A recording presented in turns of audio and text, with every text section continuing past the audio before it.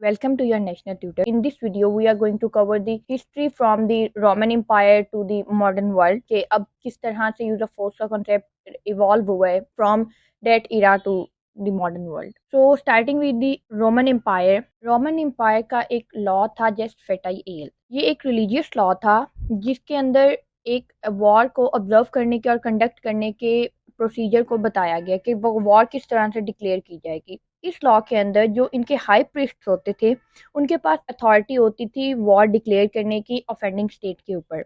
اس کا ایک بہت کمپلیکس پروسیجر ہوتا تھا کہ جو آپ کے ہائی پریسٹ ہوتے تھے وہ دوسری اسٹیٹ میں جاتے تھے اور وہاں جا کر وہ اس اسٹیٹ کو بتاتے تھے کہ ہم آپ سے ہماری جو اسٹیٹ ہے وہ آپ سے ناراض ہے. اور ان کے پاس صرف دو آپشن ہوتے تھے. ان کے پاس نیگوشیٹ کرنے کی پاور نہیں ہوتی تھی دوسری اسٹیٹ کے ساتھ. دے کین ناٹ اگر رومنس کی سینٹ نے یا امپیرر نے سوچ لیا تھا کہ وار ہوگی تو مطلب ہوگی. یہ پروسیجر صرف ایک فارمیلٹی ہوتی تھی جس کے اندر ہائی پریسٹ کو بھیجا جاتا تھا تاکہ اگلی اسٹیٹ کو بھی پتہ چل جائے کہ ہم وار کے لیے تیار ہیں. جب ہائی پریسٹ چلے جاتے تھے تو ان کے پاس اب دو آپشن ہوتے تھے کہ یا تو فائٹ کریں یا آپ لوگ سرنڈر کرتے ہیں, اور وہ لوگ یہ پیغام دے کر واپس آ جاتے تھے. اور یہ فارمیلٹی رومن صرف اس وجہ سے پوری کرتے تھے کیونکہ وہ اپنے خداؤں کے سامنے اس وار کے کاز کو جسٹ ثابت کرنے کی کوشش کر رہے ہوتے تھے تاکہ انہیں اس چیز کا گلٹ نہ ہو کہ یہ وار جسٹ نہیں تھی. اس کے بعد مارکس ٹیولیس کا ایرا آتا ہے 106 بی سی ای سے لے کر 43 بی سی ای. وہ ایک بہت اچھا اسٹیٹسمین, فلاسفر اور گریٹسٹ اوریٹر کہہ سکتے ہیں آپ تھا رومن امپائر کا. تو وہ اس کو جسٹ وار کا آتھر کنسیڈر کیا جاتا ہے. ہی آرگیوڈ کہ کوئی وار بھی اس وقت تک لیجیٹیمیٹ نہیں ہوتی جب تک وہ اوپنلی ڈکلیئر نہ کی جائے, اس کا کاز جسٹ نہ ہو اور اس کو کنڈکٹ جو ہے وہ جسٹلی نہ کیا جائے. اس کے بعد اگلا ایرا جو ہم دیکھتے ہیں first centuries of Christianity to the middle age.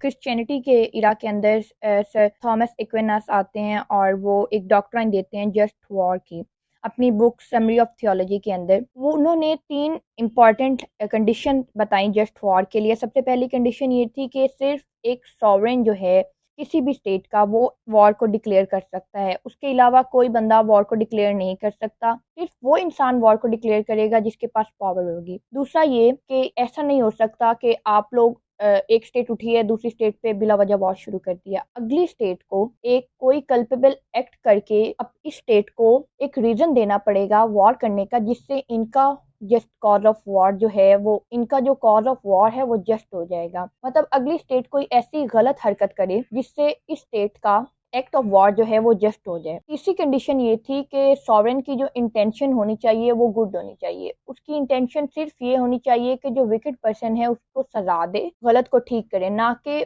بلا وجہ لوگوں کو سزائیں دے. انٹینشن بہت اہم رول پلے کرے گی جسٹ کاز آف وار کے اندر. اس ڈاکٹرائن نے سوورینٹی کے اوپر کوشچن ارائز کیا اور لمیٹیشن لگا دیں سوورین اتھارٹی کے اوپر. Now moving forward toward the era of renaissance. اس ایرا کے اندر ایک فلاسفر آتے ہیں گروٹس, جنہوں نے سب سے پہلا ڈیفینیٹیو ٹیکسٹ لکھا انٹرنیشنل لاء کے اوپر جس کا نام ہے in the law of war and peace. اس کے اندر بہت سے ریزارٹ بتائے گئے ریگارڈنگ انٹرنیشنل لاء, جس میں سب سے اہم یہ تھا کہ he argued for just cause of war. اور انہوں نے بولا کہ جو جسٹ کاز ہے وار کا وہ صرف to protect the right and to punish the wrong ہونا چاہیے اور اس سے زیادہ کچھ نہیں. اور جو بھی ڈسپیوٹس اور نیشنز کے وہ آربیٹریٹر اور ججز ان کو ڈیل کریں تاکہ جو لاس ہو وار کا وہ کم سے کم ہو. انہوں نے آئیڈینٹیفائی کیے اس ٹیکسٹ کے اندر 3 causes for just war. First one was the self defence and the reparation of injury, اور the third one was punishment. وہی بات کہ اگر آپ سب سے پہلے اگر آپ کے اوپر حملہ ہوا ہے تو آپ آگے سے سیلف ڈیفینس لے سکتے ہیں اپنا. دوسری بات کسی بھی وکٹ پرسن کو پنش کرنے کے لیے بھی آپ وار کر سکتے ہیں ٹو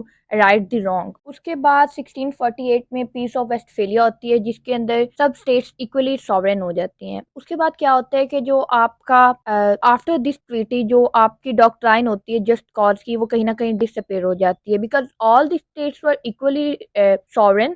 تو کسی اسٹیٹ کے پاس بھی یہ حق نہیں بچتا کہ وہ اگلی اسٹیٹ کا جو کاز آف وار ہے اس کو جج کرے کہ کیا وہ جسٹ کاز ہے یا نہیں ہے. اس کے بعد کیا ہوتا ہے کہ آپ کی جو وار ہے وہ زیادہ ایک نیشنل پالیسی کا پارٹ، اور اسٹیٹس کے پاس رائٹ آ جاتا ہے ٹو ریزورٹ ٹو وار۔ اس کے بعد ہم لوگ دیکھتے ہیں کہ ورلڈ وار ون ہوتی ہے اور بہت زیادہ تباہی آ جاتی ہے، جس کے ریزلٹس کے اندر جو نیشن ہوتی ہیں وہ ایک لیگ آف نیشن بناتی ہیں۔ لیگ آف نیشن کا بیسک مقصد یہی تھا کہ وہ ایک گلوبلی پیس کریٹ کرے بٹوین دی نیشنز، اور اس نے سرٹن لمیٹیشن امپوز کی یوز آف فورس، جیسے آرٹیکل 12(1) آف دی کووننٹ نے کولنگ آف پیریڈ ڈکلیئر کیا اور پیس کریٹ کی کہیں نہ کہیں، اور آرٹیکل 10 جو تھا وہ وار آف ایگریشن کو ختم کر رہا تھا۔ اس کا مقصد تھا کہ آپ کسی اپنے غصے کی وجہ سے یا اپنی بغض کی وجہ سے دوسری اسٹیٹس کے اوپر وار ڈکلیئر نہیں کر سکتے۔ There must be a just cause for the war. Article 16 نے کولیکٹیو سیکورٹی سسٹم کو انیشیٹ کیا۔ نیشنز نے ایک collective security system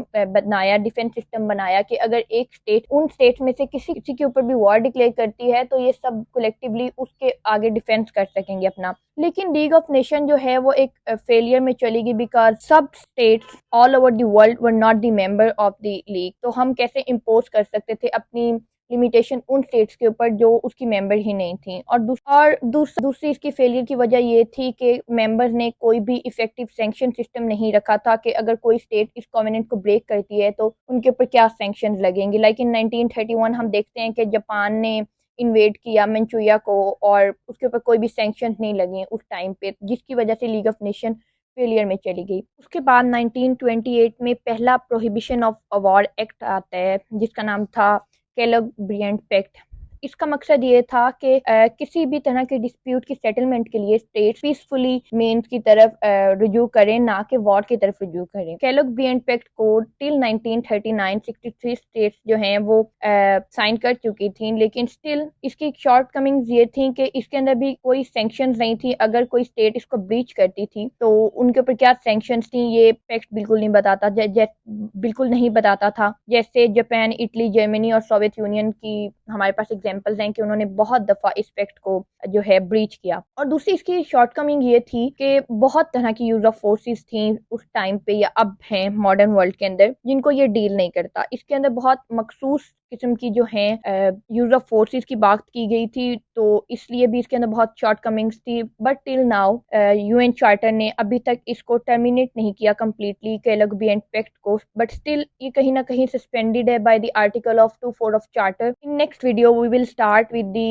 article 24 of UN Charter, which talks about the limitations of use of force and the exceptions for the article 24. Hope you understand it. Thank you very much.